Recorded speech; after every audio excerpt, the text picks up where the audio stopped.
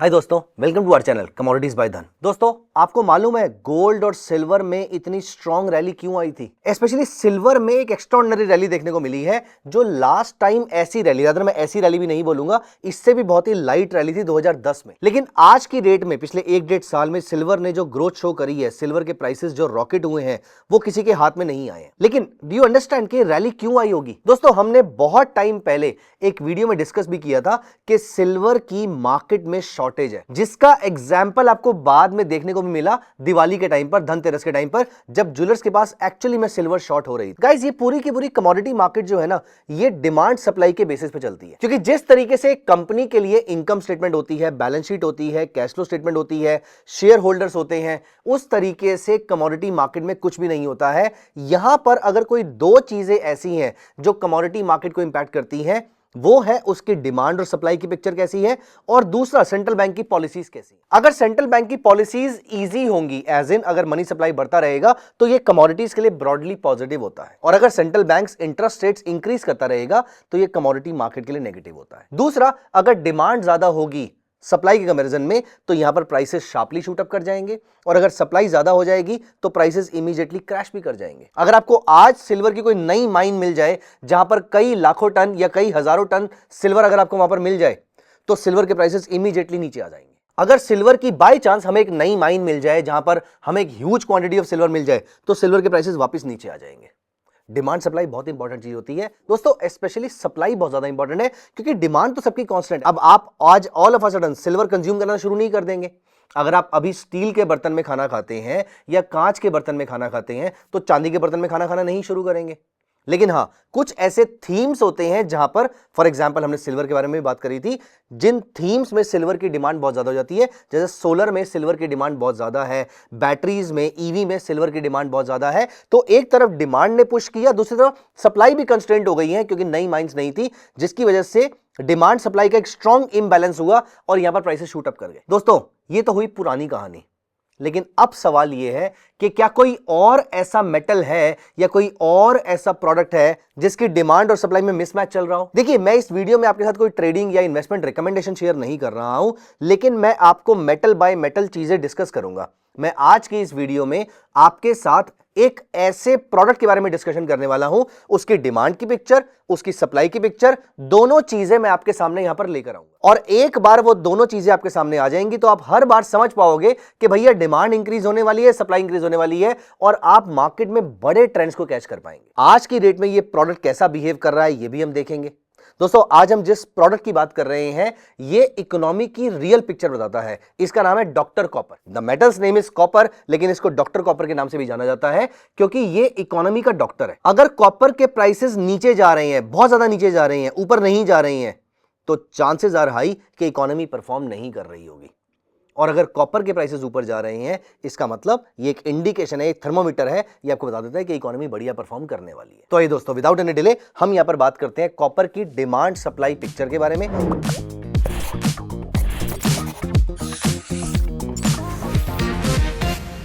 आइए यहां पर हम कॉपर के बारे में बात करते हैं। दोस्तों, सबसे पहले हम समझेंगे, देखिए, अगर हम मॉनेटरी पॉलिसी की बात करें, तो सबसे पहले एक बात तो क्लियर है कि मॉनेटरी पॉलिसी इजी है। 2026 में फेडरल रिजर्व ने कहा है कि मैं 3 बार इंटरेस्ट रेट कट कर सकता हूं, और ये चीज मेटल्स के लिए, स्पेशली कॉपर के लिए, बहुत पॉजिटिव है। अप्रॉक्सीमेटली 1111 रुपए पर किलोग्राम से आज रेट्स बढ़ के 1350-1400 के आसपास पहुंच चुके हैं। मैं यहां पर एमसीएक्स की बात कर रहा हूं। एमसीएक्स पे 2500 किलोग्राम का लॉट साइज होता है, 2.5 टन का लॉट साइज होता है। और यहां पर अगर आज हम इसकी डिमांड और सप्लाई की बात करें, तो मैं अपने नोट्स में से आपको चीजें बढ़ के बता रहा हूं। दोस्तों, कॉपर की रिपोर्ट्स बहुत सारे इंस्टीट्यूशंस, बहुत सारी सुपरा नेशनल एजेंसीज भी प्रोड्यूस करती हैं, लिखती हैं, जैसे कि आईएमएफ भी कॉपर इतना इंपॉर्टेंट मेटल है, उसके लिए वो रिपोर्ट लिखती है। आईईए, इंटरनेशनल एनर्जी एडमिनिस्ट्रेशन, ये भी रिपोर्ट लिखता है। लेकिन सबसे इंपॉर्टेंट रिपोर्ट जो होती है, वो होती है इंटरनेशनल कॉपर स्टडी ग्रुप, आईसीएसजी की। बहुत ही बढ़िया रिपोर्ट होती है। उस रिपोर्ट को पढ़कर मैंने जो अपने नोट्स बनाए, उसमें से मैं आपके साथ इंपॉर्टेंट तथ्य, इंपॉर्टेंट डेटा मैं आपके साथ शेयर करने वाला हूं। दोस्तों पहले हम देखते हैं डिमांड साइड की पिक्चर, फिर हम देखेंगे सप्लाई साइड की पिक्चर और फिर देखेंगे डिसबैलेंस या इम्बैलेंस है या नहीं है। दोस्तों करंटली कॉपर की जो मार्केट है, देखिए कॉपर आपको पता तो है कहां कहां भी यूज होता है, वायर्स में यूज होता है, मशीन्स बनाने में यूज होता है।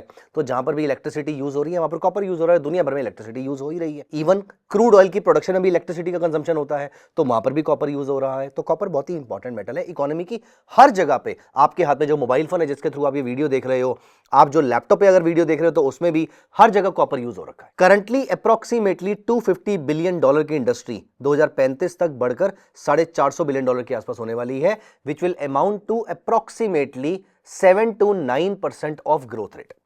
ये CAGR है, मतलब इस रेट से कॉपर की इंडस्ट्री एक नॉर्मल पेस से भी अगर ग्रो करती है तो इस रेट से ग्रो करेगी बेस्ड ऑन हिस्टोरिकल डेटा। दोस्तों अगर हम यहां पर सप्लाई की बात करें तो टोटल मिला के अप्रोक्सीमेटली 15 से 17 million ton of copper is produced every year, जिसका सबसे बड़ा प्रोड्यूसर है चिली।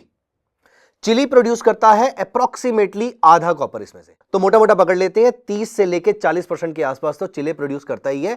अगर हम मेन टॉप 5 प्रोड्यूसर्स की बात करें तो वो 15 से 17 मिलियन टन प्रोड्यूस करते हैं। टोटल मिला के बात करें तो सारी दुनिया मिला के छोटा बड़ा कॉपर मिला के वो अप्रोक्सीमेटली 22, 23, 24 मिलियन टन के आसपास कॉपर का प्रोडक्शन करते हैं, जिसमें से 30% से ज्यादा 8 मिलियन टन से भी ज्यादा चिले अकेला प्रोड्यूस करता है। फिर अप्रोक्सीमेटली 3 मिलियन टन के आसपास पेरू प्रोड्यूस करता है। तो साउथ अमेरिका जो है वो बहुत बड़ा प्रोड्यूसर है। एंड बाय द वे अभी आपको याद होगा रिसेंटली यूएस और वेनेजुएला में एक फेस ऑफ हुआ था, तो वहां पर भी वेनेजुएला जो है वो मिनरल्स का एक बड़ा प्रोड्यूसर है। ऑयल का तो बड़ा प्रोड्यूसर या ऑयल का तो बड़ा होल्डर है ही, प्रोड्यूस बहुत ज्यादा नहीं करता लेकिन वो होल्डर रिजर्व्स बहुत बड़े हैं उसके पास। तो अप्रोक्सीमेटली 8 मिलियन टन के आसपास चिले, अप्रोक्सीमेटली 3 मिलियन टन के आसपास पेरू, 1.25 मिलियन टन के आसपास जो 5th लार्जेस्ट प्रोड्यूसर है वो यूएस इटसेल्फ भी है। And apart from this China और डेमोक्रेटिक रिपब्लिक ऑफ कॉन्गो की अगर हम बात करें तो ये भी अप्रोक्सीमेटली 1 से 2 मिलियन टन के आसपास प्रोड्यूस करते हैं। तो टोटल मिला के बाकी पूरी दुनिया मिला के 6 से 7 मिलियन टन के आसपास ही प्रोड्यूस करते हैं। मतलब सोचिए पूरी दुनिया मिला के जितना कॉपर प्रोड्यूस करती है अकेला चिले उतना प्रोड्यूस करता है। It is the hub of copper. And सबसे मजे की बात बताऊं आपको, अभी हम डिमांड साइड पे आएंगे, अभी हम सप्लाई की बात कर रहे हैं। चिले जितना प्रोड्यूस करता है उतना रादर उससे भी ज्यादा चाइना अकेला कंज्यूम कर जाता है। तो 30 से 35% के आसपास चिले अकेला प्रोड्यूस करता है, 40% के आसपास चाइना अकेला कंज्यूम कर जाता है। तो सोचिए कितना बड़ा डिसबैलेंस या कितना बड़ा इम्बैलेंस है दुनिया की कॉपर की मार्केट के अंदर। इंडिया हो गया, जापान हो गया, यूएस हो गया, यहां पर फैक्ट्रीज बहुत बड़ी बड़ी हैं, लेकिन ये कॉपर मिलाकर भी 60% से ज्यादा कंज्यूम नहीं कर पा रहे हैं। अब दोस्तों सप्लाई साइड की अगर हम बात करें तो सप्लाई में कुछ प्रॉब्लम्स तो हैं। पहली बात आपने नोटिस किया होगा पिछले 2 से 3 साल में जियोपॉलिटिकल रिस्क बहुत ज्यादा बढ़ गए हैं। अब जब वेनेजुएला वाला जो केस हुआ था उसके बाद से आपकी बहुत सारे ऐसे प्रोड्यूसिंग नेशंस हैं वो अपने माइंस में माइनिंग रिस्ट्रिक्ट कर देंगे क्योंकि बहुत सारे वॉर्स का खतरा बढ़ता जा रहा है। तो पहला जियोपॉलिटिकल रिस्क जो है उसने सप्लाई को कंस्ट्रेन कर दिया है। दूसरा, अगर आप एक सिंपल गूगल सर्च करेंगे कि लास्ट बड़ी माइन कॉपर की कब मिली थी, पिछले 1 डेकेड में 2 बड़ी माइंस भी नहीं मिली है। छोटी छोटी माइंस बहुत सारी मिली है लेकिन बड़ी माइंस कोई भी नहीं मिली है। चिले जितनी बड़ी माइन या चाइना में जितनी बड़ी माइंस है बहुत ही माइन्यूट लेवल पर या बहुत ही छोटे लेवल पर माइंस की डिस्कवरी हुई है, बड़े माइंस की डिस्कवरी नहीं हुई है। तो पहली बात सप्लाई जो है वो कंस्ट्रेंट है और जो पुरानी वाली माइंस है वो भी तो डीप होती जा रही है। एज इन जहां पर ऊपर ऊपर कॉपर मिल जाया करता था वहां और ज्यादा डीप करना पड़ रहा है, उसकी प्रोडक्शन कॉस्ट और ज्यादा हो रही है, उसको निकालने के लिए मेहनत और खर्चा दोनों बहुत ज्यादा हो रहे हैं, इसलिए वहां से भी सप्लाई कंस्ट्रेंट होती जा रही है। तो पहला न्यू माइंस नहीं मिल रही, दूसरा इन माइंस का कॉपर खत्म होता जा रहा है, तीसरा जियोपॉलिटिकल रिस्क बढ़ रहा है, चौथा जियोपॉलिटिकल रिस्क के साथ साथ ही लेबर की टेंशन बहुत ज्यादा बढ़ गई है क्योंकि कोविड के बाद से इन्फ्लेशन शार्पली इंक्रीज हुई है, लेकिन वेजेस, दुनिया भर के वेजेस की मैं बात कर रहा हूं, दुनिया भर के वेजेस बहुत ज्यादा इंक्रीज नहीं हुए हैं। दुनिया भर के वेजेस में पिछले 5 साल में सिर्फ 1% का इजाफा हुआ है, जो कि मैंने रिसेंटली एक वीडियो में डिस्कस भी किया था कि इंडिया में तो वो और भी कम रहा है। खैर एनीवेज हम यहां पर वेजेस के बारे में बात नहीं करेंगे, लेकिन माइनिंग की वेजेस तो और स्लोली इंक्रीज हुई हैं। तो न्यू माइंस नहीं डिस्कवर हो रही हैं, पुरानी माइंस खत्म होती जा रही हैं, जियोपॉलिटिकल टेंशन बढ़ते जा रही हैं, इसकी वजह से आपकी सप्लाई कंस्ट्रेंट होती जा रही है। अब यहां पर दोस्तों अगर हम डिमांड की बात करें, डिमांड साइड बहुत ही इंटरेस्टिंग है। आप ईवी का थीम तो पिछले कुछ सालों से सुनते आ रहे हैं। आपको मालूम है एक इंटरनल कंबशन इंजन जो होता है, जो आप नॉर्मल पेट्रोल और डीजल वाली गाड़ी चलाते हैं, उसमें अगर 1 किलोग्राम कॉपर यूज हो रहा है तो अप्रोक्सीमेटली 3 से 4 किलोग्राम के आसपास एक ईवी में कंज्यूम होता है। तो ईवी में जो कॉपर की रिक्वायरमेंट है वो 3 से 4 गुना होती है। अब ये 3 से 4 गुना की रिक्वायरमेंट के लिए कॉपर आएगा कहां से? कॉपर की सप्लाई तो लिमिटेड है। कहानी यहां पे खत्म नहीं होती है, कहानी एक और है कि जो चार्जिंग स्टेशन है उनको भी बहुत ज्यादा कॉपर चाहिए होगा, जो वोल्टेज प्रोवाइड करने वाला सिस्टम है उनको भी यहां पर कॉपर चाहिए होगा। तो हर जगह ईवी को तो कॉपर ही कॉपर चाहिए, इसकी वजह से कॉपर की डिमांड बहुत ज्यादा हो चुकी है। दोस्तों आपको मालूम होगा कि इंडिया ने 250 गीगावाट का टारगेट लिया है सोलर पावर का। आपको मालूम है इसमें कॉपर कितना चाहिए होता है? चलिए 200, 250 या 100 गीगावाट के लिए भी कॉपर कितना चाहिए होता है वो एक बात का डिस्कशन है। 1 मेगावाट का पावर स्टेशन, सिर्फ 1 मेगावाट का पावर स्टेशन बनाने में, सोलर पावर का जनरेशन करने के लिए आपका 4 से 5 टन कॉपर चाहिए होता है, सिर्फ 1 मेगावाट। अब सोचिए अगर आपको मल्टीपल गीगावाट में चाहिए तो कितना कॉपर इसमें कंज्यूम होगा। विंड पावर के लिए तो approximately 9 ton of copper is required per megawatt of capacity. This is the kind of metals that we require right now.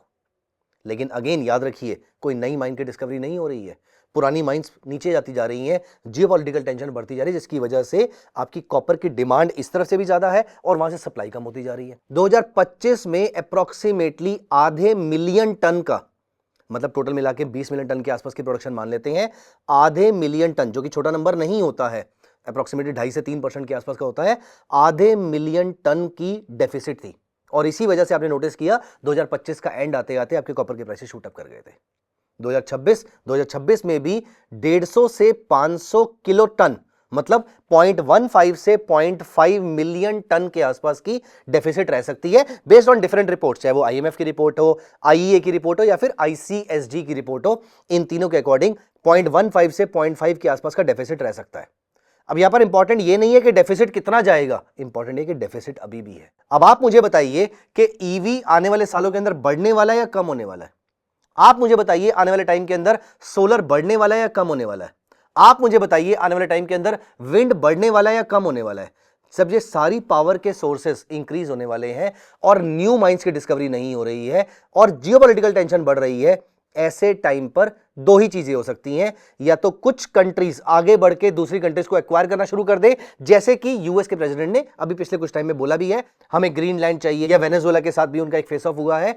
ठीक उस तरीके से या तो ये चीजें आगे भी देखने को मिल सकती है और या फिर यहां पर कॉपर के प्राइसेस में इंक्रीज होना चाहिए। तो अगर ये सारी चीजें आने वाले सालों के अंदर इंक्रीज होने वाली हैं तो नया कॉपर कहां से आएगा? या तो फॉर कंट्रीज लाइक ग्रीनलैंड जहां पर कॉपर हो सकता है, फॉर कंट्रीज लाइक वेनेजुएला जहां पर मिनरल्स बहुत ज्यादा हो सकते हैं, या तो कोई उसको डिग करना शुरू करे और निकालना शुरू करे, एक्सट्रैक्शन करना शुरू करे, जो कि अभी तक सिर्फ उनके पास बड़े रिजर्व्स हैं क्योंकि पैसा नहीं है इसलिए उन्होंने निकाला नहीं है अभी तक, या तो वहां से कोई नया रिसोर्स आएगा, और या फिर this is going to push copper prices higher. I do not know इसमें से क्या होगा, लेकिन एक चीज तो श्योर है कि इस समय जो ग्लोबल सप्लाई है वो तकरीबन 22, 23, 24 मिलियन टन के आसपास की है और जो ग्लोबल डिमांड है वो अप्रोक्सीमेटली 26 से 28 मिलियन टन के आसपास की है। तो अप्रोक्सीमेटली आने वाले कुछ सालों के अंदर हमें 2 से 3 मिलियन टन का डेफिसिट देखने को मिल सकता है, which is a kind of 10% deficit. या तो नया प्रोड्यूस होगा और या फिर यहां से कॉपर के प्राइसेस को कैचअप करना पड़ेगा। This is not a recommendation to buy copper, this is certainly an educational video जहां पर मैं आपको ये सिखाने की कोशिश कर रहा हूं, आपको बताने की कोशिश कर रहा हूं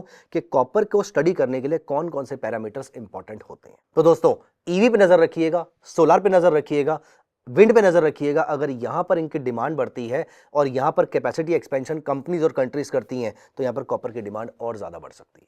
so my question for you is, और आप मुझे कमेंट्स में जरूर जवाब दीजिएगा, my question for you is copper the next silver, yes और नो? और दोस्तों अगली वीडियो आप कौन से मेटल पे या कौन से एनर्जी प्रोडक्ट पे चाहते हैं वो भी कमेंट्स में लिखिएगा, चाहे वो गोल्ड हो सकता है, सिल्वर हो सकता है, लेड हो सकता है, जिंक हो सकता है, aluminium, crude oil, natural gas, कुछ भी हो सकता है। जिस भी मेटल या एनर्जी के प्रोडक्ट को आपका स्टडी करने का मन है आप मुझे कमेंट्स में बताइएगा, सिर्फ उसका नाम लिख दीजिएगा, मैं समझ जाऊंगा और मैं उसके ऊपर वीडियो जल्दी लेकर आऊंगा।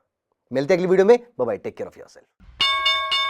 Investments in the securities market are subject to market risk. Read all the related documents carefully before investing.